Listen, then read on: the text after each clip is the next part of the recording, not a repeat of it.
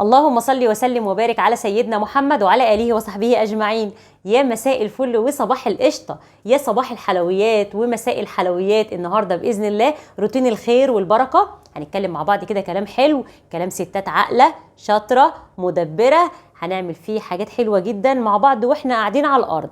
أنا النهاردة رحت السوق، بقالي شهر ونص قسما بالله ما رحت السوق، والملك واقفة ورايا اهي، واستحالة يعني هكون أكذب قدام بنتي يعني. ازاي يا رشروشه ما بتروحيش السوق الا كل شهر ونص؟ ايه وجهة نظرك من كده؟ انا يا جماعه ما بروحش السوق الا كل شهر ونص. ليه؟ انا حسبتها، لو انا رحت السوق كل اسبوع ممكن اصرف لي 300 400 جنيه، صح ولا مش صح؟ قولوا صح. فانا قلت ايه، فكرت وقعدت افكر وافكر، اللي خلاني اروح السوق كل اسبوع هديت حيلي وهديت صحتي وبهدلت الميزانيه وخربت بيت جوزي والدنيا كلها باظت. قلت بقى لما انا اروح مره كل شهر او كل 3 اسابيع زي ما بعمل، او كل اسبوعين، لو انت هتجيبي كميات اقل هتوفري على نفسك مثلا 300 400 جنيه، صح؟ لان كل اسبوع هتروحي تصرفي 200 او 300. ال 200 او ال 300 دول هتروحي تجيبي بيهم ايه؟ نص كيلو لحمه، هجيب بيهم نص كيلو بانيه، هجيب بيهم كيلو سمك، هتجيبي بال 200 جنيه شويه تشكيلات تقعدي تاكلي فيهم مع الخضار لغايه ايه؟ لغايه السوق التاني. ما انت هتوفري بقى اسبوعين 3 تسويقه، يبقى انت هيبقى معاكي مثلا تقريبا لو حسبناها 300 جنيه في الاسبوع خضار، هيبقى معاكي 300 و300 و300، تمام؟ هيبقى معاكي 900 جنيه. 900 جنيه دولت هتجيبي سمك وهتجيبي كبده، سواء بقى بتجيبي سمك لحمه مستورده، بتجيبي لحمه بلدي، بتجيبي كل واحد على حسب امكانيات بيته. انا بتكلم على الخضار بس من غير فاكهه، انا لما بجيب خضار بجيب خضار بس من غير فاكهه، تمام؟ فاللي بوفره من هنا بحطه فين؟ بحطه في اللحمه والسمك والبانيه، صح يا ملك؟ فما بروحش، تمام؟ إيه لو عاوزنا بقى كيلو استفندي مش عارفه ايه كده، فاهمين؟ واحيانا ما بجيبش الفاكهه، مش هكذب عليكم، إيه بكتفي بالتصوير اللي انا بصوره والعيال بياكلوه على طول، صح يا ملك؟ تمام. فديت حاجه ايه من الحاجات الموفره اللي بتوفري بيها على نفسك. وبرده كمان ايه، ما بنزلش اشتري جبن، ما بعملش معاكم قبل كده فيديوهات جبن ولا فيديوهات لانشون، ممكن نجيب الحاجات ديت ايام المدرسه، انما في الايام العاديه بعمل فطير بنص كيلو دقيق، بعمل 3 فطاير، بكيلو دقيق اعمل لي قرص، بشويه دقيق اعمل لي شويه كسكسي ملك نفسها فيه. يعني بصي بنمشي نفسنا بالراحه كده. الفطار والعشاء نقدر حته كيكه الصبح مع كوبايه شاي، او بالليل برضو سندوتش، او بالليل قرصه مع كوبايه مش عارفه ايه، او بواقي الاكل بتاع الغدا بناكله بالليل. بنوفر على نفسنا، احنا داخلين على ازمه ما نعرفش نهايتها ايه، باذن الله يكون خير.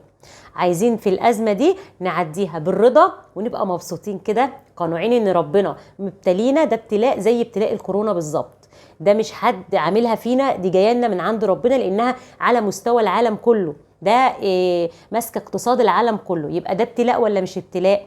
ابتلاء يا جماعه، ربنا ابتلانا بيه، زي ابتلاء القحط اللي كان ايام سيدنا يوسف، زي ده بالظبط. فاحنا الحمد لله لسه في خير وبركه، يبقى احنا نرضى ونرضي ربنا. ربنا قال لنا ايه؟ اذا رضيت يا عبدي بما اشاء ارضيتك بما تشاء. ربنا هيدينا اللي احنا عايزينه لو احنا ايه؟ رضينا، صح ولا مش صح؟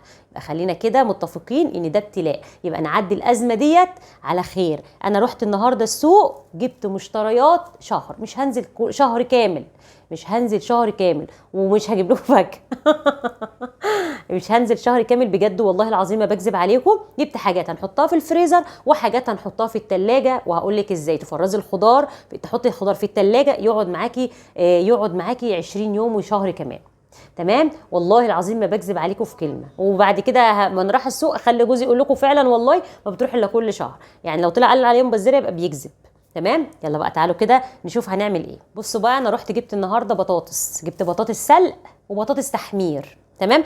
اذ ربما العيال عايزوا ياكلوا كريب ولا حاجه، يبقى احنا هنغامر في اليوم ده وهنعمل شويه كريب بالزيت.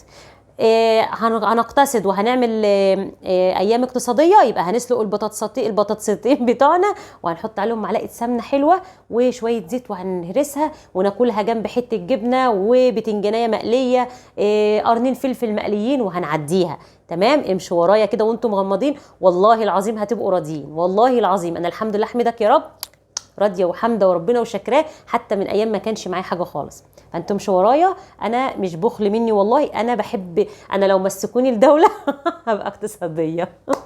بصوا بقى، انا نزلت جبت بطاطس، تمام؟ البطاطس بتاعت السلق، اللي هي البطاطس بتاعت الطبيخ، اللي هي دي البطاطس من ديت الكيلو ونص ب 10 جنيه، كيلو ونص من دي ب 10 جنيه. معلش بقى النهارده هصور لكم في الارض في المطبخ المتواضع بتاعي، بس انا هصور معاكم في اي حته لان انتوا اخواتي وما اقدرش اخبي عنكم اي حاجه، كل حياتي قدامكم اهي.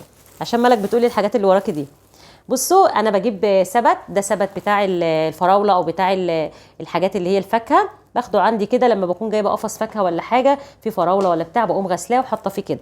البطاطس بتتحط بره التلاجة، تمام؟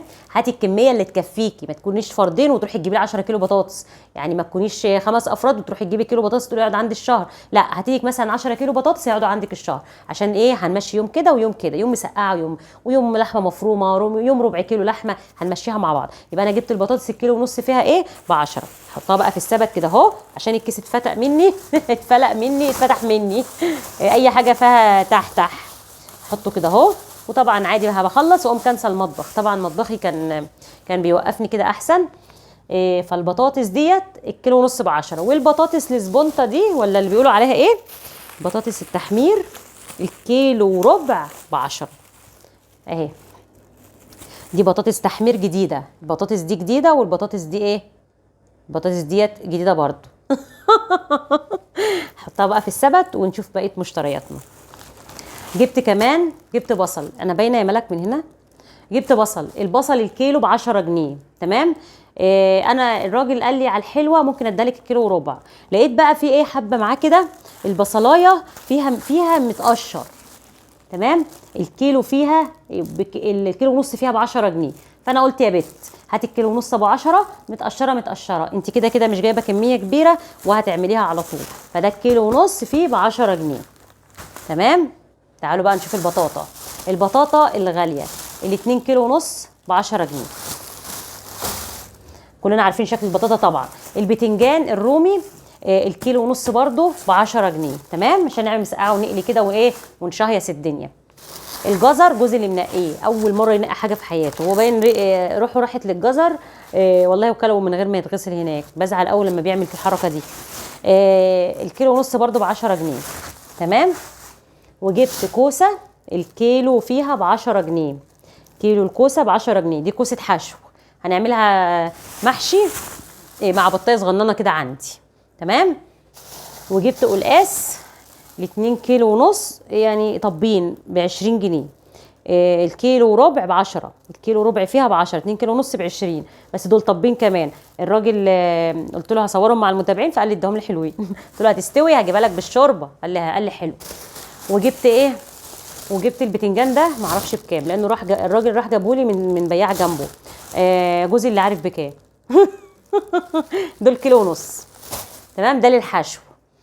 وجبت ايه يا رشروشه، وجبت ملوخيه يا جماعه، ملوخيه في الشتاء، ايوه ملوخيه في الشتاء، الكيلو فيها ب 12 جنيه، ملوخيه في الشتاء، كيلو الملوخيه ب 12 جنيه، تمام؟ ناوليني كده يا ملك ولا انا اخش افسح. جبت قرنبيطه، مع اني ما بجيبوش كتير الا مره واحده في السنه، بس انا روحي بتروح له. هبقى اسلقه كده وهحاول احط عليه الكفر بتاعه ولا اعمله في صينيه واكله في الفرن، انا مش عارفه ينفع في الدايت ولا اقول لي كده ينفع في الدايت، هو خضار فهبقى اعمله كده. اعمله بايه؟ قولوا اعمله بايه؟ طبق ايه؟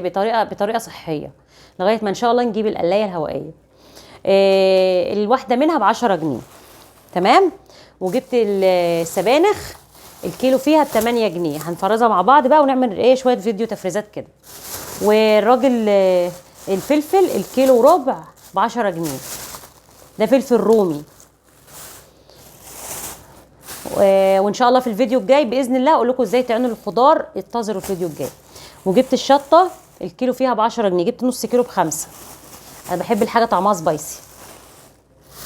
وجبت بروكلي الواحده دي ب 10 جنيه. قولي بيتعمل ازاي؟ الراجل قال لي اعمليه خضار سوتيه، ممكن اعمله مع بطاطسايه وجزرايه واكلها كده خضار سوتيه مع ايه، مع ايه، انا عامله اضراب عن الفراخ وانا عامله دايت، مش عارفه ليه بتغلى ايام كده، ما علينا، هاكلها مع اي حاجه اقترحوها عليا في الفيديو، اكتبوا لي تحت الفيديو. ايه خضار بس؟ اكل خضار بس؟ لا، وقال لي بروتين. وجبت الخيار يا جماعه، الخيار الكيلو وربع ب10. خيار زي العسل اهو، الكيلو وربع ب10 جنيه، شايفين اهو. وجبت ليمون، الليمون الكيلو ب10 جنيه، انا جبت كيلو ونص. تمام. وانا بقى عند الراجل قال لي في شويه فلفل مكسرين، هعملها معاكم هريسه فلفل، بس فلفل صابح مكسر، الكيلو ونص ب10. كيلو ونص الفلفل دول ما شاء الله عليها، اللهم صل على النبي، زي العسل. دي ممكن تتجفف طبعا بس ما فيش شمس، فانا هعملها معاكم هريسه شطه.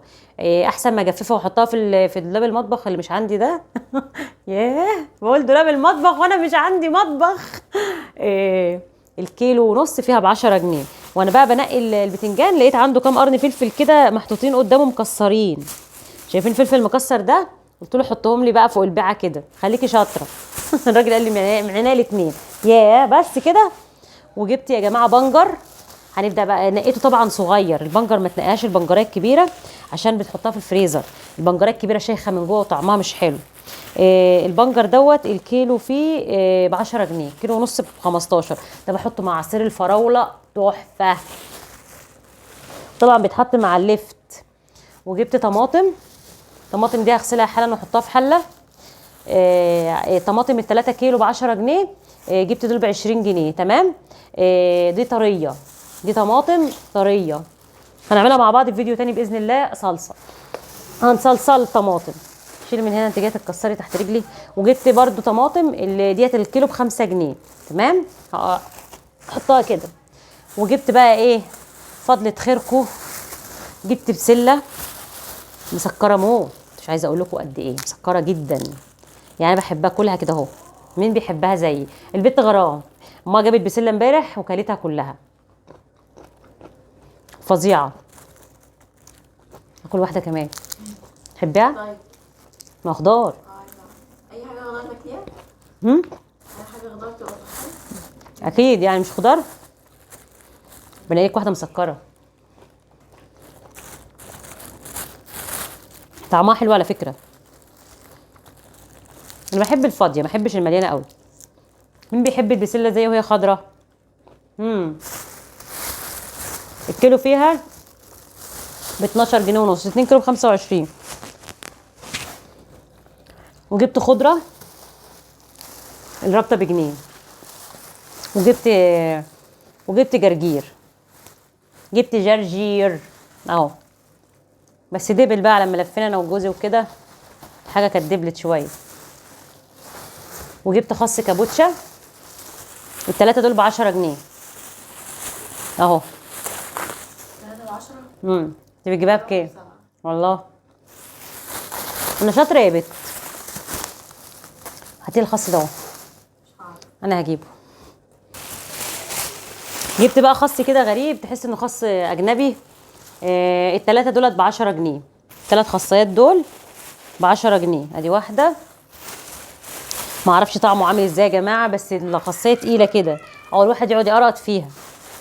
وادي خصايه 3 ب10، مش عارفه ده خس ولا كروم. ال3 ب10 جنيه. ده الكابوتشا، وده جايباه اقعد اقرط فيه كده. الدكتور قال لي من الساعه 12 للساعه 5 كلي خس، خيارايه كده، طماطمايه، جزرايه، فلفلايه، بس انا ما بحبش الفلفل ولا الطماطم، ما بحبش السلطه. هاتي يا ملك الشنطه دي. وجبت الكرنبايه اللي هاكل منها 5 صوابع بس، 5 صوابع بس، تخيلوا. بس هاكلهم وانا واقفه، مش هقعد في وسطيهم. بقول لي سماح اختي النهارده، ايه رايك اعمل الصابع المحشي قد بتاع ستي، الله يشفيها يا رب. الصباع كان حلو كده وطول كده، وتقول لي حلو يا رشا، اقول لها عسل يا ستي، حلو يا بت صحيح، عسل يا ستي، طعمه جميل. واكل بص وانا باكل. الحمد لله مش بتتفرج عليا. الله يشفيها بقى خلاص، ربنا يرحمها برحمته. الصباع كان تخن كده، اقسم بالله كان سيد الله يرحمه عايش. تقول لي حلو يا رشا، اقول لها عسل يا ستي. كنا بنمشي في البلد على صوت ست دي، كانت طول بعرض شبه سماح اختي كده. بالمناسبه روحوا اشتركوا في قناه يوميات ام غرام، دي قناه اختي سماح. عايزين نفعلها بقى يا جماعه كده عشان ربنا يرزقها منها هي وبنتها. الكرنبايه دي ب 15 جنيه، الكرنبايه دي ب 15 جنيه تمام. بتجيب الكرنبايه المدوره اللي تطبلي عليها كده تحسي ان بطنها فاضيه، ما تجيبيش الكرنبايه المزنده وتفرحي بيها ورقها هيطلع متقطع معاكي. الكرنبايه اللي بطنها فاضيه تمام. تمام ديت ب 15 جنيه. ونجيبنا بقى ايه ختامه مسك.